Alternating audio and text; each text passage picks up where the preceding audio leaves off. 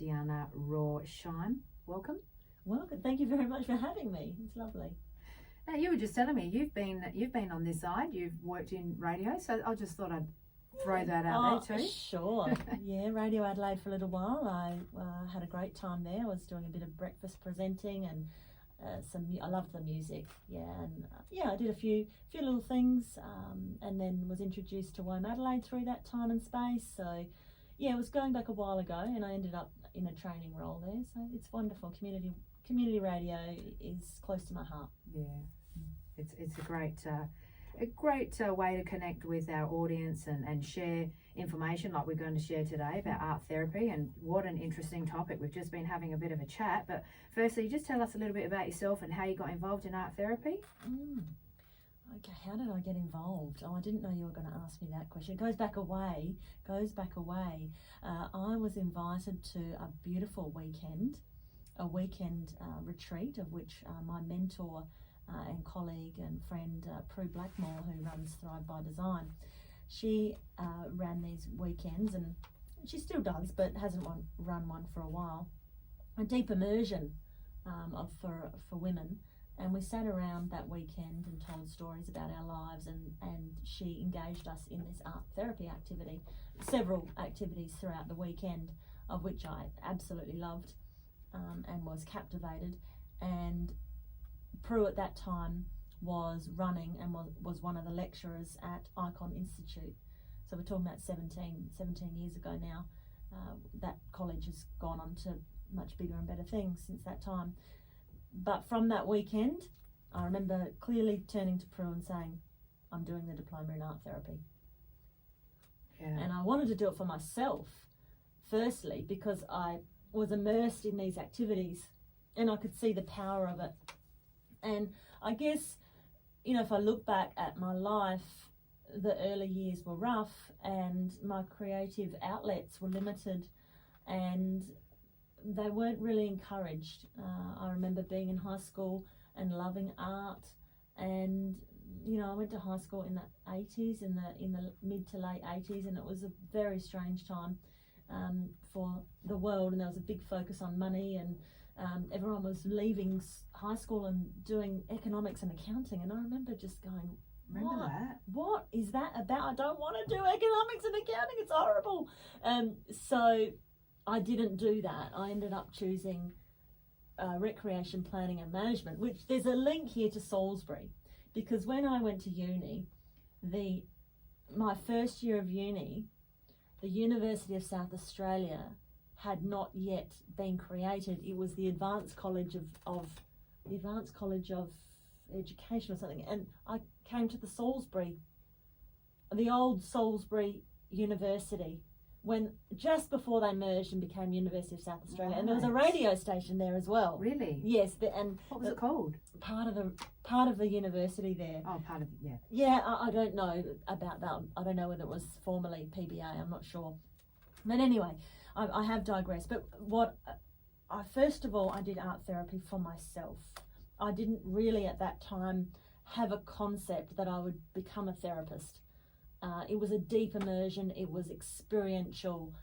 The college at that time, Icon Institute, was a real institute. People were taken through processes. We had to do this one activity, which was about the myth of our life. Joseph Campbell's The Hero's Journey. We had to write our own story and enact it in front of people. It was profound, moving and changing and learning about self and other. And our other lecturer there was Dr. Trail Dowie, who is now, my supervisor for counselling and art therapy, and I'm very blessed in that way. He's, one of Australia's leading psychotherapists. He lives in Melbourne, and he's still part of Icon Institute, and he went on to write the Bachelor of Psychotherapy and Arts and Psychotherapy. So where would people go these days to study art therapy? Yes, you can go to Icon, which the diploma doesn't exist. They merged it, they became a higher education institute, and Trail wrote and turned it into a bachelor. So it's a degree. It's different. It's a degree now. How many years is that? It's three years. Yeah, but you can go to Melbourne or Monash and do the masters. You can go to Queensland and do the masters.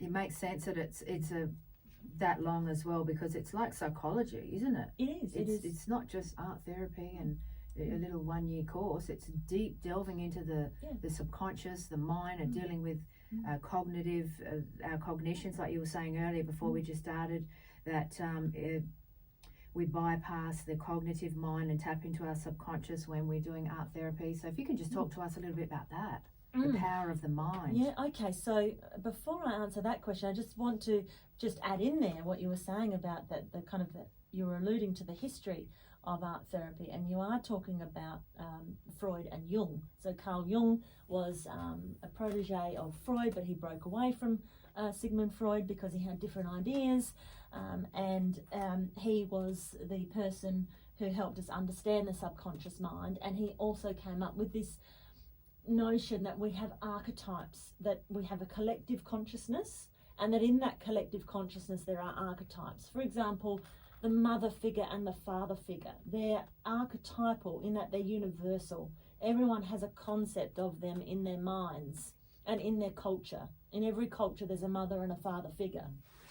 Of course they're going to be different across cultures, but it still is a universal archetype. The sun, the moon, they are also archetypes which spread across the planet, right? And they're a part of our collective consciousness. So Jung spoke about this.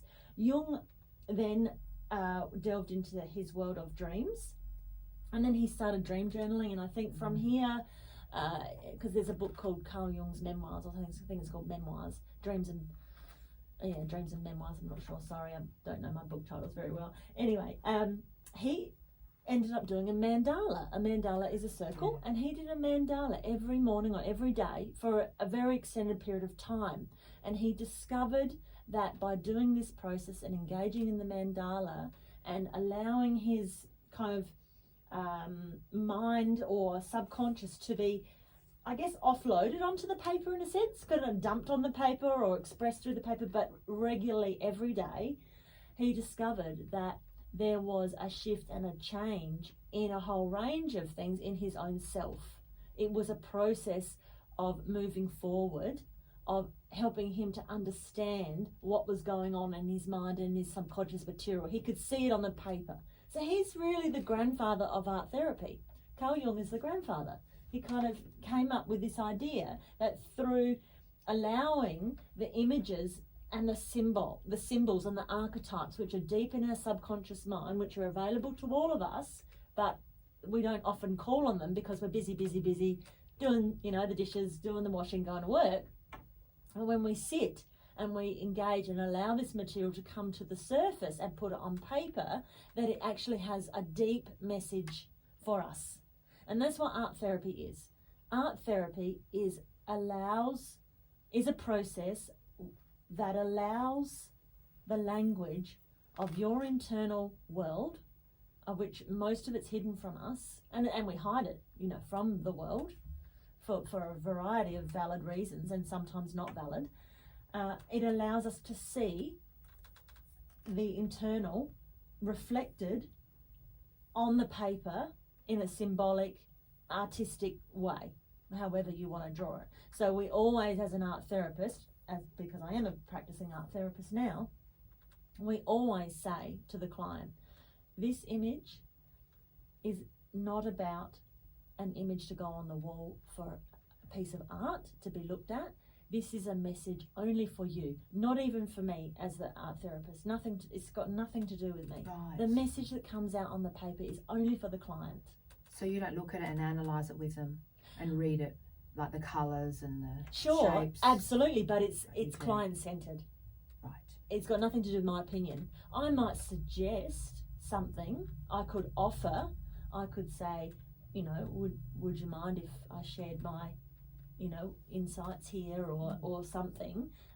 Absolutely, that is the role of a therapist, but by no means is my interpretation more important, and sometimes it's not even needed. It's what it means for the client, because it's coming out of you if you're the client. That's right. Yeah, it's coming out of you and out of your subconscious material, so it has meaning only for you, not for me.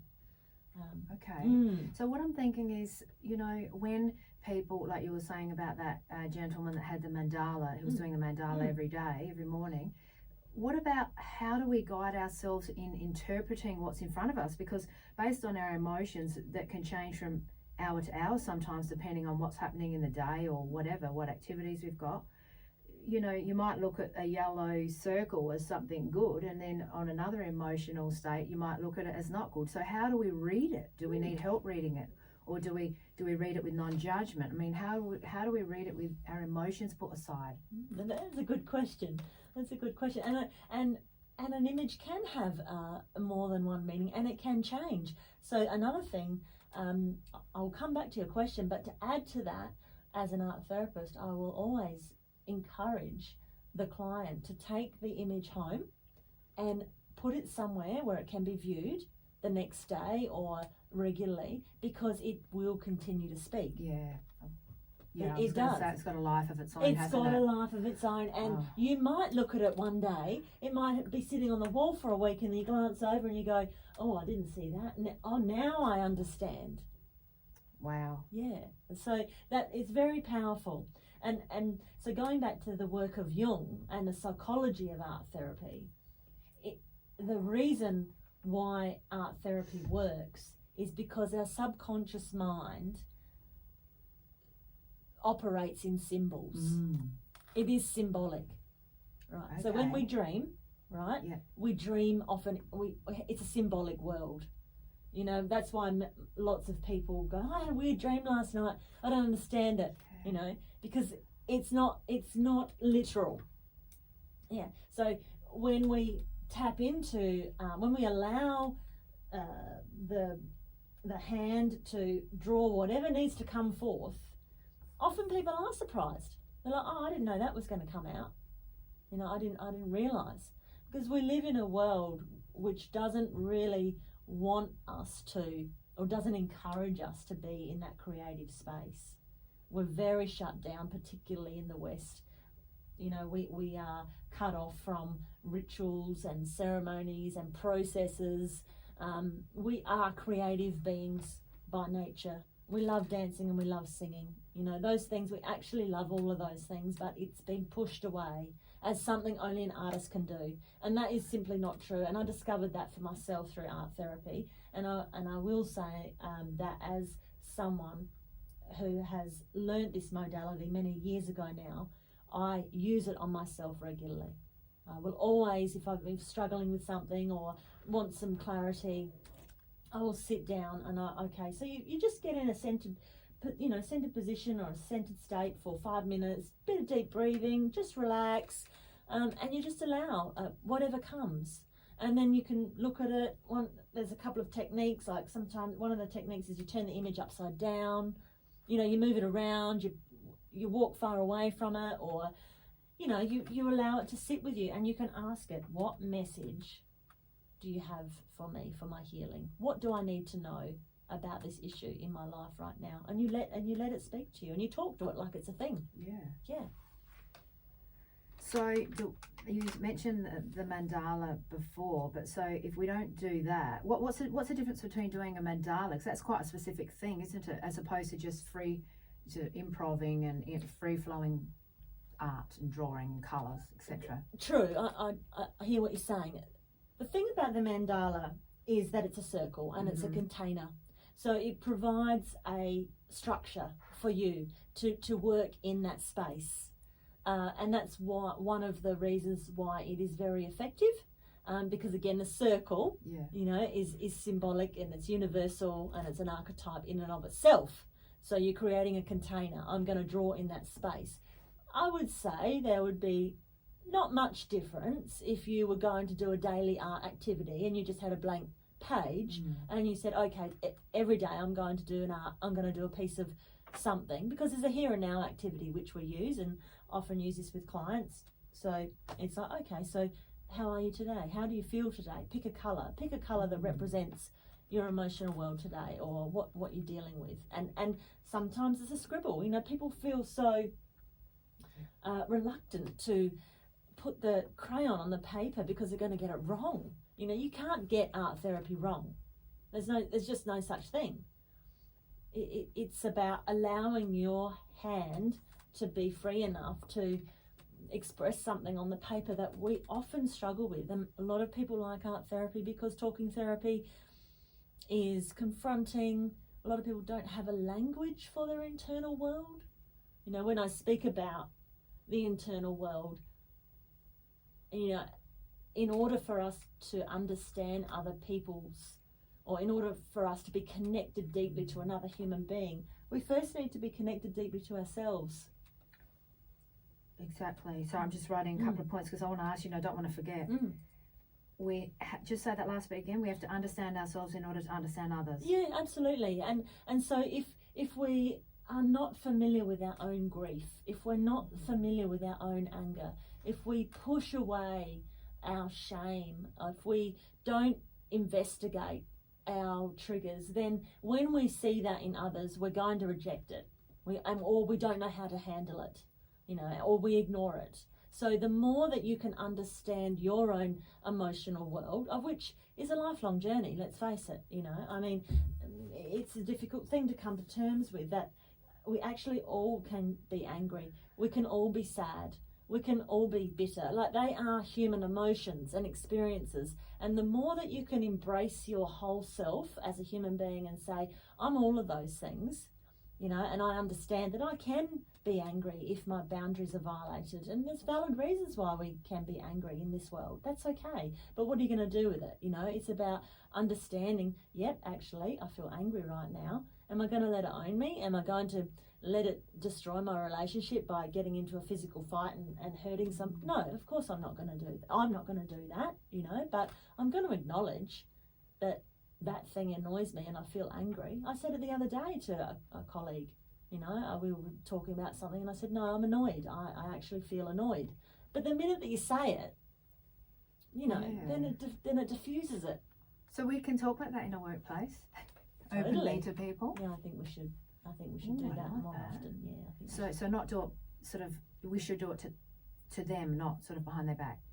Is that what you're saying? Now we've ventured into different territory. I think we should be more open and accountable for how we feel, and how we can do that is, you know, art therapy and any sort of personal investigation or interrogation, of which we've become a lot better at in this modern time, particularly the last 3 years. I think people are really interested in healing and what it means to heal oneself.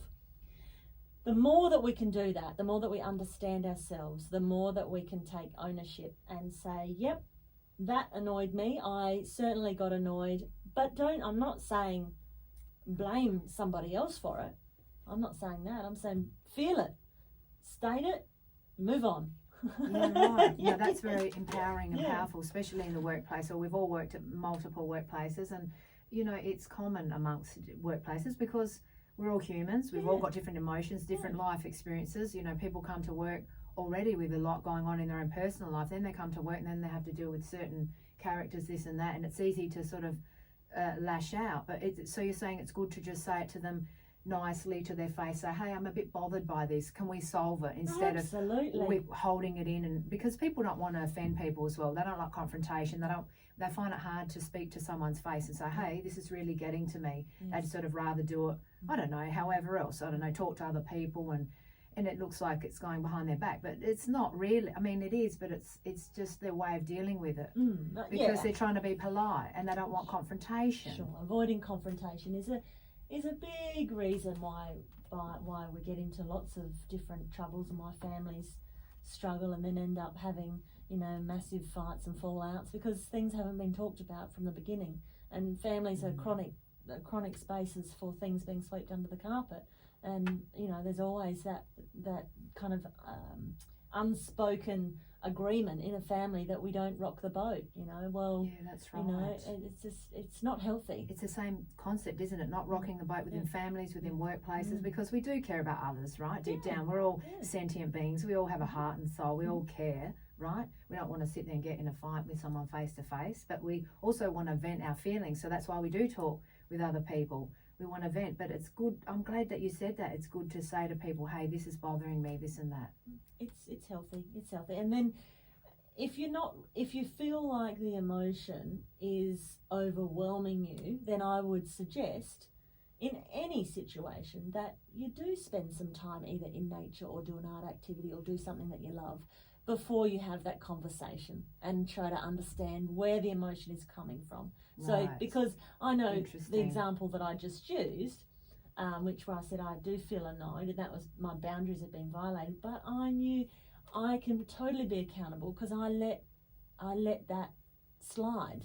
You know, like I know that I've been soft in that area, you know, and I've said yes when I really mean no, you know, which is we're all guilty of that, you know. So, you know, art therapy in many ways allows you to see these things that are happening on the inside of which is very difficult to explain and to put our fingers on, you know. So that's why I love the modality of it, but it can be done in a variety of ways. It doesn't, you know, it doesn't have to be drawing.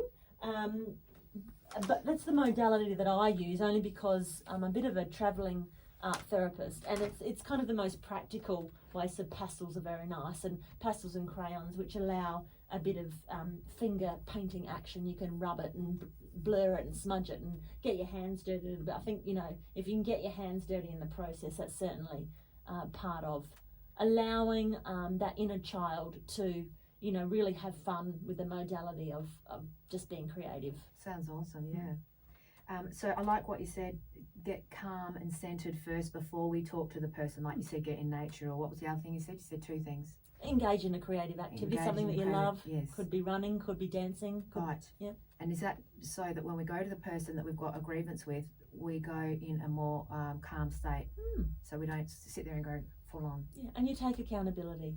When that happens, I feel as the I feel statement is a very, you know, very well known counselling technique, or it's actually I think it comes from Gottman's, which are the relationship counselling kind of gurus, for the want of a better word. I don't like the term gurus because we're in the era of no gurus, but they have done an enormous amount of research and work with couples. They are married themselves. I think they're in their 70s now, and you can look up the Gottman Institute, and they do training. They've been to Australia a couple of times, I think, several times, and lots of workspaces use their tools, and one of them is I feel. So when I speak and I don't get an answer, you know, I feel ignored. So you're not blaming the other person. You are creating a space for someone to listen to you and to respond in a way that can find a solution, you know, to is there an alternative to this? Because really what you're saying there, if that behaviour is still to continue, that's not workable. You know, so you have to be able to get to a point where you can say that calmly, you can own your feelings, but also you've thought about, you know, what you would like to change. So when that happens, I feel, and what I would like is for that to stop, or yeah. Okay, so We ventured into- You're fantastic. Wow, you know so much. This is my mind's going like thinking of so many different things now. I like that, to be accountable, because we don't know how to be accountable, even as like adults, because again, all the emotions are all sort of mixed up, and we just want to say how we feel. And but I like the way you said that. Be accountable, and I feel that because it makes me feel.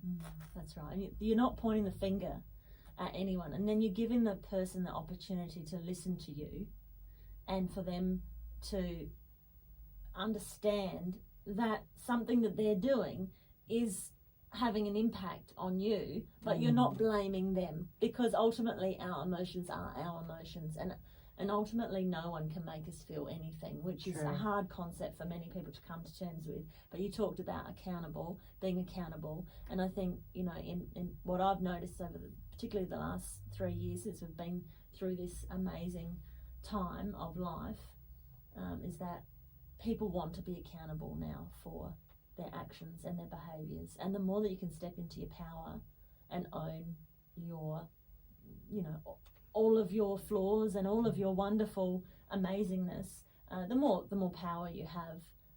But you know, if you're not blaming others for, you know, how your life has turned out, you know, we're way more powerful than what we give ourselves credit for, And what I've discovered through using art therapy in my life is that it is incredibly empowering, because I had a story when I was little, like the narrative was that I'm not very creative.